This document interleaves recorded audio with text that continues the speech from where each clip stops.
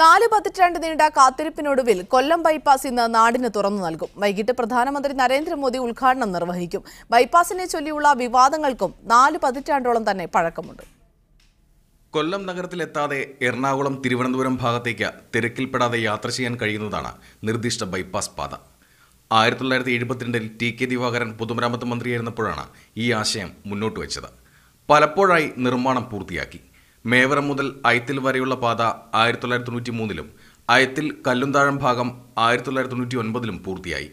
ആൽത്തറമൂട് മുതൽ മേവറം വരെ ബന്ധിപ്പിക്കുന്ന സമാന്തര പാതയാണ് ഇപ്പോൾ പൂർത്തിയായത്.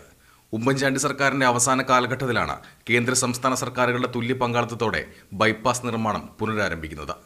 പിന്നീട് വന്ന ഇടത് സർക്കാർ നിർമ്മാണ പ്രവർത്തനങ്ങൾ വേഗത്തിലാക്കി. പണി പൂർത്തീകരിച്ചത് മുതൽ ബൈപ്പാസിന് പിതൃത്വം ഏറ്റെടുത്ത രാഷ്ട്രീയ പാർട്ടികളും രംഗത്തെത്തിയിരുന്നു. ഉദ്ഘാടനത്തെ ചൊല്ലിയുള്ള വിവാദം ഇനിയും അടങ്ങിയിട്ടില്ല. വിവാദങ്ങൾ അനാവശ്യമാണെന്നാണ് കൊല്ലം നിവാസികളുടെ പ്രതികരണം. കൊല്ലം നഗരത്തിൻ്റെ ആ ഗതാഗത കുരുക്കിനോ ശ്വാസം മുട്ടലിനോ ഒരു പരിധി വരെ പരിഹാര മാർഗമാണിത്. ബൈപ്പാസ് ഉദ്ഘാടനത്തെ ചൊല്ലിയുള്ള രാഷ്ട്രീയ വിവാദത്തിനപ്പുറം കൊല്ലം നിവാസികളുടെ വർഷങ്ങളായുള്ള കാത്തിരിപ്പിനാണ് ഇന്ന് വിരാമമാകുന്നത്. കൊല്ലം നഗരത്തിലെ ഗതാഗത കുരുക്കിന് പരിഹാരമാകുന്നതിനൊപ്പം അഷ്ടമുടിക്കായലിന് ഭംഗി ആസ്വദിച്ചുള്ള യാത്രയുമാണ് കൊല്ലം ബൈപ്പാസ് പ്രദാനം ചെയ്യുന്നത്. ക്യാമറ പേഴ്സൺ മനോജ് പി എല്ലിനൊപ്പം ബിനിൽ സാബു, മീഡിയ 1, കൊല്ലം.